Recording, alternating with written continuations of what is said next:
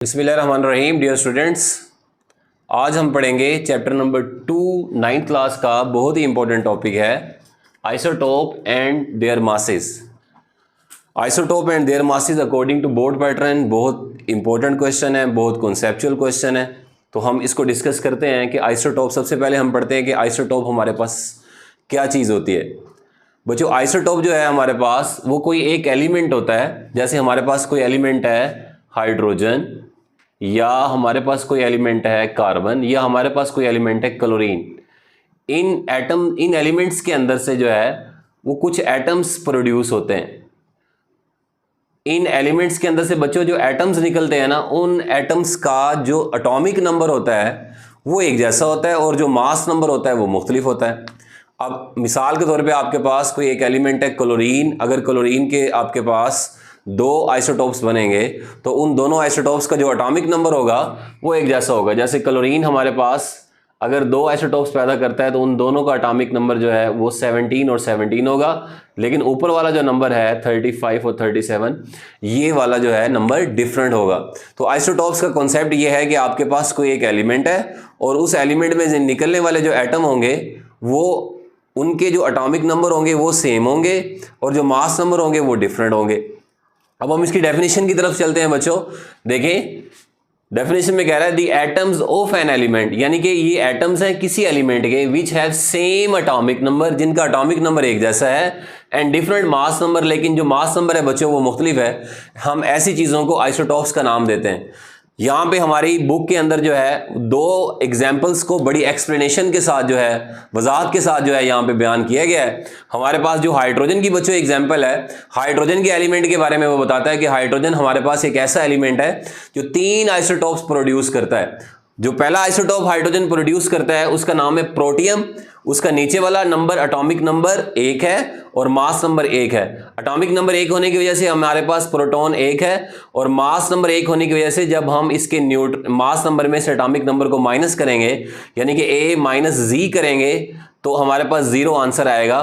यानी कि हमारे पास प्रोटियम एक ऐसा आइसोटोप होता है जिसके न्यूक्लियस में प्रोटॉन तो 1 है लेकिन न्यूट्रॉन 0 है, और इसके बाहर जो है K शेल बनेगा, उसमें सिर्फ 1 इलेक्ट्रॉन रिवॉल्व करेगा। उसके बाद हाइड्रोजन का हमारे पास जो बच्चों दूसरा आइसोटोप है उसका नाम है ड्यूट्रियम। ड्यूट्रियम जो होता है उसका एटॉमिक नंबर 1 होता है लेकिन मास नंबर 2 होता है। एटॉमिक नंबर 1 होने की वजह से इसमें प्रोटॉन 1 है और मास नंबर 2 होने की वजह से 2 में से जब आप 1 माइनस करोगे तो यहाँ पे न्यूट्रॉन भी 1 बच जाएगा। और हमारे पास जो है प्रोटॉन जब 1 होता है तो बच्चों इलेक्ट्रॉन भी 1 ही होता है। यहाँ पे प्रोटॉन 1 था, इलेक्ट्रॉन 1 है, यहाँ पे प्रोटॉन 1 है तो इलेक्ट्रॉन 1 ही होगा। ये हमारे पास जो स्ट्रक्चर है ये ड्यूट्रियम की स्ट्रक्चर है। तीसरे नंबर पे जो बच्चों हमारे पास स्ट्रक्चर है वो है हाइड्रोजन का तीसरा आइसोटोप जिसका नाम है ट्रीटियम। ट्रीटियम आइसोटोप जो होता है इसका एटॉमिक नंबर 1 ही है, मास नंबर 3 है। एटॉमिक नंबर 1 होने की वजह से इसमें प्रोटॉन 1 ही होगा और मास नंबर 3 होने की वजह से जो है इसमें 3 में से जब आप 1 माइनस करेंगे तो न्यूट्रॉन्स जो हैं यहाँ पे 2 बचेंगे और इसका इलेक्ट्रॉन 1 इसके जो है बाहर जो है इसके शेल के अंदर रिवॉल्व कर रहा होगा। अब आपको यहाँ पे एक दिलचस्प चीज, इंटरेस्टिंग चीज जो बच्चों नजर आई है वो ये है कि इन आइसोटोप्स के अंदर प्रोटॉन्स की तादाद एक जैसी है। प्रोटॉन की तादाद बच्चों एक जैसी होने की वजह से इलेक्ट्रॉन की तादाद भी एक जैसी है। अब प्रोटॉन और इलेक्ट्रॉन तो सेम है, लेकिन जो हर एटम के न्यूक्लियस के अंदर आपको न्यूट्रॉन्स की जो तादाद है यहाँ पे ये डिफरेंट नजर आ रही है। आप देखेंगे प्रोटियम के न्यूक्लियस के अंदर आपके पास 0 न्यूट्रॉन है, ड्यूट्रियम के न्यूक्लियस में आपके पास जो है 1 न्यूट्रॉन है और ट्रीटियम के न्यूक्लियस में आपके पास जो है वो दो न्यूट्रॉन बच जाते हैं। अगर हम देखें इनमें से सबसे लाइटेस्ट हल्का तरीन जो आइसोटोप होगा या एटम होगा वो कौन सा होगा, वो प्रोटियम होगा, क्योंकि इसमें प्रोटॉन 1 होता है और न्यूट्रॉन 0 होता है। और जो हैवीएस्ट होगा इन तीनों के अंदर, भारी कौन सा होगा, ये वाला होगा, क्योंकि इसमें प्रोटॉन 1 है और न्यूट्रॉन 2 हैं। जो दोनों के इन बिटवीन है, जो ना बहुत ज्यादा हल्का है ना बहुत ज्यादा भारी है, वो ड्यूट्रियम होता है। तो आइसोटोप के बच्चों हमारे पास जो है हाइड्रोजन के जो है बच्चों हमारे पास 3 आइसोटोप्स बनते हैं, प्रोटियम, ड्यूट्रियम एंड ट्रीटियम। और आइसोटोप्स के अंदर जो है वो न्यूट्रॉन्स की तादाद जो है वो मुख्तलिफ होती है। अब हम चलते हैं कार्बन के आइसोटोप्स की तरफ। जिस तरह हमारे पास हाइड्रोजन के बच्चों 3 आइसोटोप्स हैं तो इसी तरीके से कार्बन के भी हमारे पास 3 आइसोटोप्स होते हैं।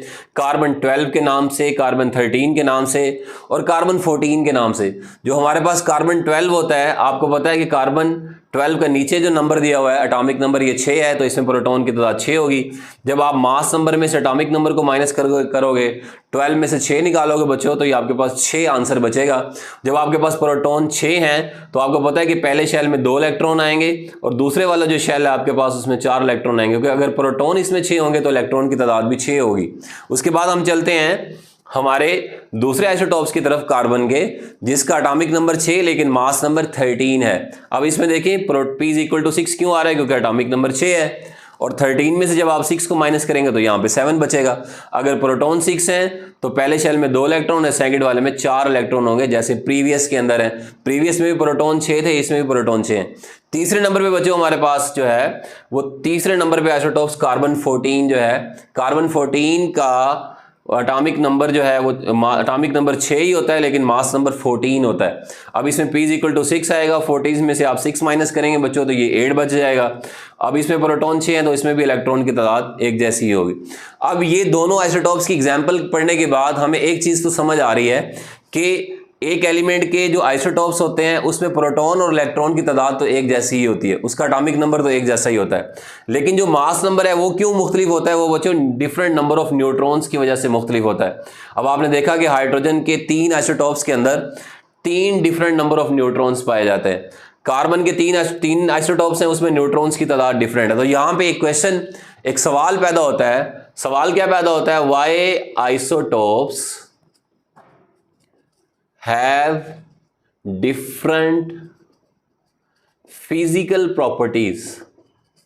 आइसोटॉप्स की सवाल ये कहता है जी, why isotopes have different physical properties का मतलब ये है कि आइसोटॉप्स की जो तबई खुसूसियात हैं बच्चों वो मुख्तलिफ क्यों होती हैं। तो इसका एक ही आंसर है, इसका आंसर है जी डिफरेंट नंबर ऑफ न्यूट्रॉन्स के आइसोटॉप्स के अंदर। बच्चों आपने पढ़ा है अभी डिफरेंट नंबर ऑफ न्यूट्रॉन्स, आपने पढ़ा है अभी कि आपने 2 आइसोटॉप्स की एग्जांपल पढ़ी, आपने इसमें देखा कि हर आइसोटॉप का जो नंबर ऑफ न्यूट्रॉन है वो दूसरे के साथ मैच नहीं कर रहा। हमने 2 मुख्तलिफ किस्म की एग्जांपल्स ली, हाइड्रोजन वाली और कार्बन वाली, उसमें हमने ये देखा कि नंबर ऑफ न्यूट्रॉन्स जो है ना बच्चों यहाँ पे डिफरेंट आ रहे हैं। तो इसका यही आंसर बनेगा कि आइसोटॉप्स की फिजिकल प्रॉपर्टीज जो हैं ये मुख्तलिफ क्यों होती हैं। तो उसका आंसर बड़ा सिंपल है, बड़ा आसान है कि इसमें न्यूट्रॉन्स की तादाद जो है वो मुख्तलिफ होती है। इसमें बच्चों एक और सवाल यहाँ पे बन जाता है कि why isotopes have same chemical properties. यहाँ पे हम लिख लेते हैं why isotopes have same chemical properties. Isotopes की केमिकल प्रॉपर्टीज जो हैं वो एक जैसी क्यों होती हैं। अब देखें हमारे पास जो हाइड्रोजन है इसके प्रोटियम के अंदर वैलेंस शेल में 1 ही इलेक्ट्रॉन है, जो दूसरा हाइड्रोजन है उसके ड्यूट्रियम, दूसरा जो आप उसका आइसोटॉप बनेगा उसके ड्यूट्रियम में भी 1 ही इलेक्ट्रॉन है, जो उसका ट्रीटियम है उसके अंदर भी 1 ही इलेक्ट्रॉन है। अब प्रोटियम के अंदर भी 1 ही इलेक्ट्रॉन लूज हो सकता है और 1 ही इलेक्ट्रॉन गेन हो सकता है। तो ये प्रोटियम हाइड्रोजन प्लस भी बना सकता है, हाइड्रोजन माइनस भी बना सकता है। इसी तरीके से जो हमारे पास ड्यूट्रियम है ये भी 1 इलेक्ट्रॉन लूज कर सकता है क्योंकि इसके पास 1 इलेक्ट्रॉन है, और 1 ही इलेक्ट्रॉन गेन कर सकता है। ये भी हाइड्रोजन प्लस बना सकता है और माइनस बना सकता है। इसी तरीके से हमारे पास जो तीसरा है इसके अंदर भी हाइड्रोजन प्लस और माइनस इस वजह से बनेगा क्योंकि इसके वैलेंस शेल में पाया जाने वाला इलेक्ट्रॉन लूज भी हो सकता है और गेन भी हो सकता है।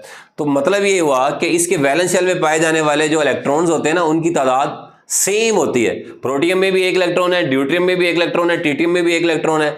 जब ये इलेक्ट्रॉन गेन करेंगे और लूज करेंगे तो तादाद एक जैसी होगी, तो केमिकल रिएक्शन सेम होगा।